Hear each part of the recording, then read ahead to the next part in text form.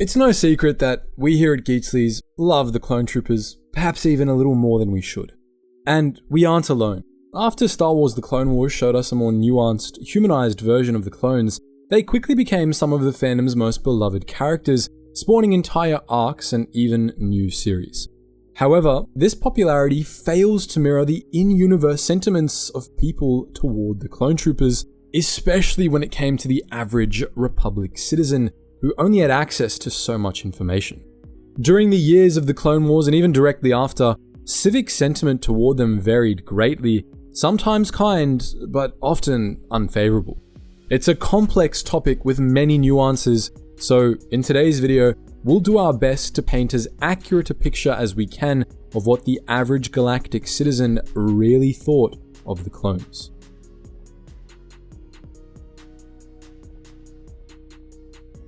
To be able to understand the average citizen's sentiments, however, first we have to examine the context in which the clones were introduced to the public scene. By the last century of the Galactic Republic, democracy and equality had steadily eroded away. The Galactic Senate had become bloated, overly encumbered with bureaucratic processes, and filled with corruption. The recognition of functional constituencies like the Trade Federation and Commerce Guild in 124 BBY further eroded away at democracy, as these megacorporations now had a seat at the table and a vote to aggressively pursue legislation that favored their profits. To many, the Senate was quickly becoming self-serving, putting corporations above the needs of planetary populations and personally benefiting from the trade agreements.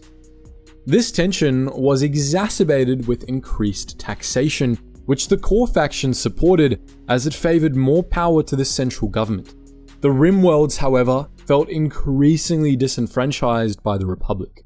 Not only were they in economic decline, but they were also overtaxed, while most resources went toward enriching the core, not their own homeworlds. Additionally, the Republic was a vast territory encompassing 69 million star systems by the end of its life. These were all divided into only 1,024 sectors, which meant that, for huge portions of the Rim, millions of worlds were barely represented in the Senate. Each one of these factors had caused discontent, but put together, they severely disillusioned many worlds, especially in the Rim. Faced with the reality that they were part of a federation that systematically ignored and abused them, many worlds of the Outer Rim began to secede, sparking the Separatist crisis. Rallied by former Jedi Master Count Dooku, many disaffected systems seceded from the Republic and banded together to form the Confederacy of Independent Systems, a federation they hoped would actually serve their worlds and put their populations first. The CIS wasn't created with the specific intent of destroying or even going to war against the Republic. In our humble opinions, it was simply systems practicing their right to self-determination in the hopes of improving their political and socio-economic standing. However, the Republic didn't see it that way. The Separatist crisis led to rising fear and instability within the Republic and caused economic disruption and public anxiety. Trade deals and routes had been interrupted, former member worlds retracted their commitment to paying taxes, and the general public began to question whether the Republic might collapse in its entirety. Faced with this internal crisis, the Galactic Senate would have decided to allow those member worlds to self-determine, adapting to the losses and charting a new course. Instead, concerned that other worlds might follow in their stead and lead to further instability, they decided to bring down the might of the Republic and forcibly reclaim the seceded worlds as rightful territory of the Republic. There was, however, a problem. Ever since the Ruusan Reformations, the Central Republic Army had been disbanded, leaving planetary security forces to handle unrest and smaller conflicts. In order to take on the CIS, the Republic would need a united Republic standing army, one with which to defend the Republic from the Separatists. At first, the Military Creation Act was met with opposition by senators like Padme Amidala, who believed it would only escalate the conflict into a full-blown war. Supporters of the act argued that it was essential for the security of the Republic. In the end, the Senate wasn't given the time to debate it. Around this time, the Jedi Order learned of the existence of the Kaminoan clone army, which had allegedly been commissioned by the late Master Sifo Dyas. Although its existence raised concerns, it was timed with the Separatist mobilization on Geonosis. Forced into action by the crisis, the Senate voted to hand over emergency power to Chancellor Palpatine, who immediately authorized the deployment of the clone army. Thanks to the clone army, the First Battle of Geonosis resulted in a roaring Republic victory. Although Dooku and thousands of battle droids managed to escape the planet, they had officially been defeated and the droid factories of Geonosis were decommissioned. The battle was officially the commencement of the Clone Wars, and with the introduction of the clones to the galaxy, public perception began to form.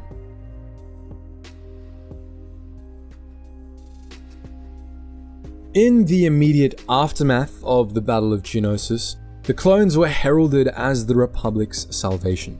Clone troopers were presented to the public as heroes of the Republic, loyal soldiers who would fight to the death in defense of the Republic. Some did question the army's sudden appearance and formation, but it was widely presented as a fortunate coincidence to the Republic, and many seemed to accept that fact at face value. It's important to note that, especially in the early stages of the war, the average Republic citizen had access to very little actual information. This controlled flow of information was directly linked to the nationalization of the holonet.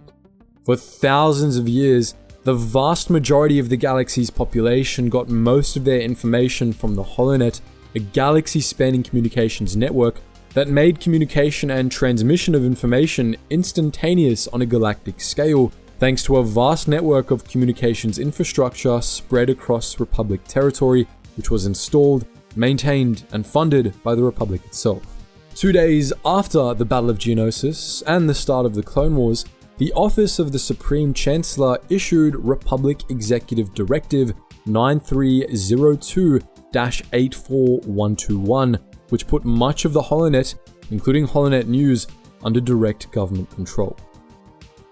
Much of the holonet was reserved for the use of the New Republic military, and holonet news was briefly shut down before being brought back in a more limited, government-censored form. Just like that, the neutrality of the holonet was gone, and the war for control of information began. Republic technicians did their best to polish any news bulletin that reached the public and monitor the public channels for separatist propaganda, and the separatist slicers worked to infiltrate the network and plant anti-war propaganda for the public to consume. With the government modifying news and manufacturing the information put out on the holonet, the average citizen only learned what the government wanted them to know, or in other cases, consumed straight up enemy propaganda. For example, the true origins of the clone army, how they had been bred and trained to fight, wasn't public information for decades following the war, and access to information like that would have almost certainly swayed public opinion. Building on the Geonosis success, the Republic government began immediately flooding the public with propaganda, positioning the clone troopers as defenders of the Republic. The populist organization, known as the Commission for the Protection of the Republic, released propaganda posters that supported the Grand Army of the Republic, featuring posters such as Unite and Support the Boys in White, which were quickly adopted as slogans. The Boys in White, as the clones came to be called, were shown as patriots, the embodiment of civic duty toward the Republic.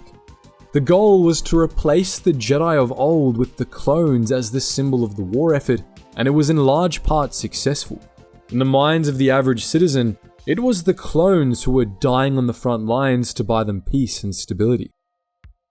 Posters went up around the cities, holo ads played, and even action figures were made for the children. At the time, the excuse for favoring the clones over the Jedi as symbols of Republic patriotism was that the Order had been reluctant to take on the role of generals. In reality, this was little more than Palpatine's machinations, setting up the Jedi for what would later be known as Order 66. But the population, of course, didn't know any of that. This early propaganda was especially important as, in the early days of the war, large portions of the public questioned whether or not it was ethical to send organic beings to die against an army of droids. To counter these concerns, the clones were presented as the perfect solution, an army of brave soldiers that existed for no other purpose than to protect the Republic. That isn't to say that the clones didn't have their opponents though. Even in the early days, when they had quite literally saved the Republic on Geonosis, they were opposed by several militarist and traditionalist factions that had sought to reinstate the traditional Republic military. In the final years of the Republic, senators had begun treating the planetary security forces as their own personal servants, even redirecting patrol missions to serve as their personal shuttles. As the separatist crisis evolved, budget cuts led to some PSFs being disbanded altogether. Many loyalists called for the formation of a Republic military, and though the remaining PSFs were absorbed into the judicial branch, then the Republic Navy, they were denied their rightful place by the emergence of the clones. These militarists sought a more prominent position in the army and believed they had been displaced by the sudden appearance of the clones. Although it isn't clear that these sentiments were shared by the general populace, it would stand to reason that at least some shared these beliefs.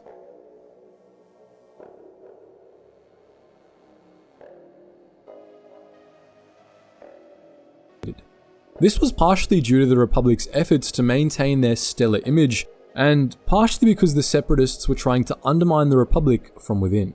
In many ways, this turned into a war of propaganda. One really important detail is that the average citizen actually knew very little about the clones. They didn't know where they had come from, nor what they went through to fight for them. They didn't know they were essentially children being artificially aged. In fact, many of them didn't even really see them as people. The Republic's official policy was that the clone troopers were property of the Republic, little more than objects to be owned. Many citizens viewed them as little more than droids, organic beings with no thoughts or hopes of their own. The Republic actively encouraged this perception by trying its best to limit interactions between the clones and civilians. Clones weren't simply allowed to go out and mingle with the population, enjoy a drink at the bar, play a sport, or go do some recreational shopping.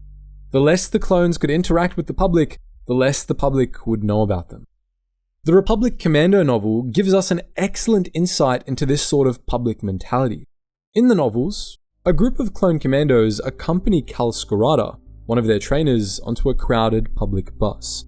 Scarada had wanted to show the public the clones weren't just droids, as they believed, but could form genuine bonds and friendships.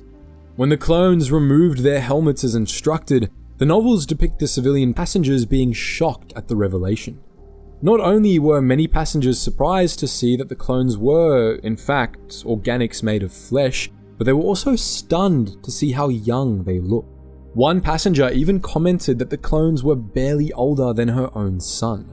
Many citizens, like Caden Latte, believed that clones only followed Jedi who had proven themselves to be superior commanding officers, completely unaware that many clones were actually friends with their Jedi commanders and had close relationships. In some cases, those relationships were even intimate and inappropriate, which the Republic Commando novels also address. Speaking of which, another aspect the Republic kept secret from the general populace was the clones' ability to reproduce. Despite technically being able to sterilize them during production, the Kaminoans made the deliberate choice to maintain the clones' natural urges for reproduction and closeness. Early tests had shown that sterile armies lacked battlefield aggression and displayed more apathy. Instead of sterilization, the Kaminoans programmed the clones to seek companionship and brotherhood with their fellow clones, creating a strong sense of unity and teamwork. This benefited the army in the long run, but the fact that it was kept secret only made the general populace think of them as machines rather than people. With that said, we would say the clones were generally invisible to the average citizen. As they weren't seen as real people, the average citizen didn't think too much about them in their day-to-day life. The clones were just soldiers, out fighting a war they were afraid of. Beyond that, they didn't warrant much concern or consideration. That isn't to say they were hated. On average, the public was likely just indifferent. We can see this by them coexisting in the clones' main drinking hole, a cantina on Coruscant known as 79's. Civilians freely frequented the establishment despite it catering to the Grand Army of the Republic, and we have no sources to show that it ever led to significant conflict beyond the usual bar disturbances.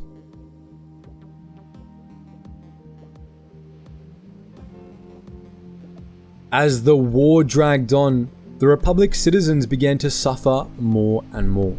Budget cuts affected daily life, from government support to jobs to things like infrastructure. With increasing losses at the hands of the Separatists, public sentiment toward the war began to change, and as the clones had been promoted as poster boys for the war, they were also caught in the crossfire. With no end in sight, Republic citizens grew more and more disillusioned with the conflict.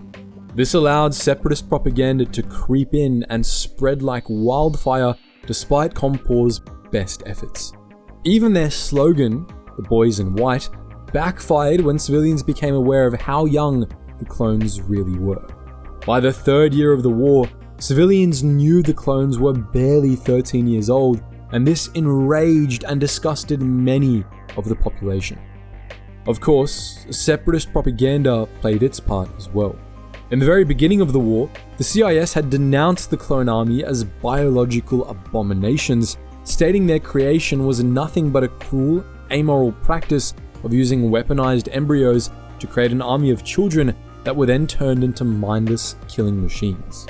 In contrast, the Separatists' own cause was shown to be righteous as it fought against the depravities the Republic would stoop to.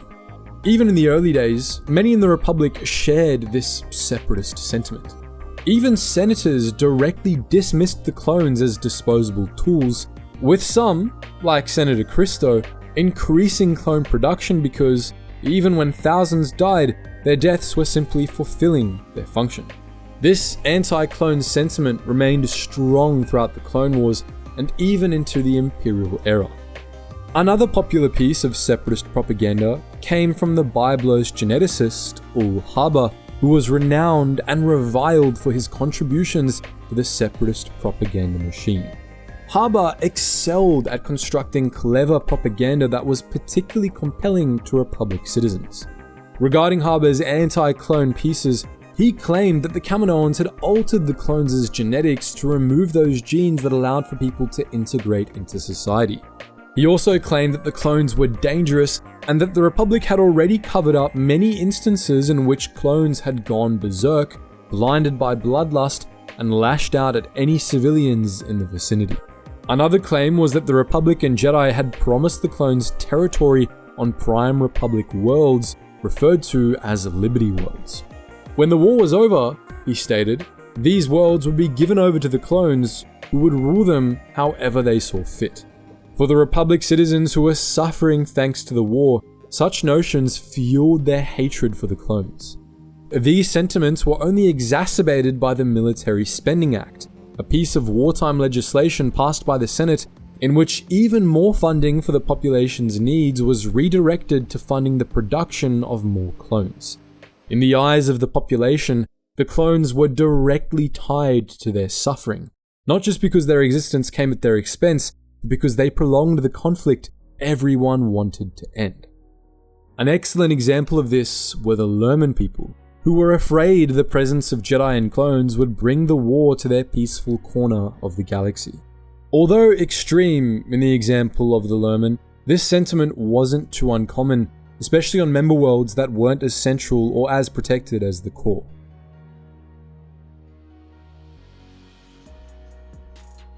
When the war ended and Order 66 was enacted, public sentiment was divided. For the most part, the public supported the Galactic Empire and the clones. As the war had progressed, anti-Jedi sentiments had continued to grow, partially because they were seen as too incompetent to end the war, and partially because they were blamed for all the missteps along the way. Palpatine's careful machinations had also contributed to this. With the intentional focus of pro-war propaganda lasered in on the clones and not the Jedi were seen less and less as heroes and more as part of the problem. In that sense, much of the population readily accepted the clones' betrayal of the Jedi as them proving once more their loyalty to the Republic. Beyond that, however, no one really cared about the clones. As they were nothing more than property to the government who owned them, after the war ended and the need for them waned, they were simply discarded without any support. Instead of being treated as war heroes and veterans, supported with housing allowances and pensions, clones were simply tossed aside, left out on the streets to rot. The Bad Batch delves into this even more, showing how the Imperial Senate denied Senator Chuchi's efforts to secure a pension for the retiring clones. And the Empire's citizens were glad to be rid of them. Anti-clone sentiments had remained even after the end of the Clone Wars. In many ways, the galaxy simply wanted to be rid of all the reminders of wartime and start fresh. New troops, a new beginning, and whatever happened to the clones, they didn't care. We leave you with the image of the clone trooper seen in the Kenobi series. Abandoned, wounded from a shrapnel hit to the leg, and tossed aside to die like one throws a wrapper in the bin. And the onlookers didn't even care. In the end, everything went according to Palpatine's plan. From the creation of the clone army, to their deployment, to the destruction of the Jedi and the discardment of the clones, everything came together to give rise to the Galactic Empire, an authoritarian regime that ruled the galaxy through fear and military might. The clones were replaced by the stormtroopers, and the golden age of the Republic faded away for good. From their birth to their death, the clones were just as much victims of the war as anyone else, and for people with such bravery, resolve, and strength, we'd like to think they deserved better. As always, we've enjoyed delving deeper into a bit of world building often overlooked, but this is just one facet of many. What obscure Star Wars question do you want answered next? Let us know in the comments section below, and as always guys, thank you so much for watching, and I hope to see you in the next video.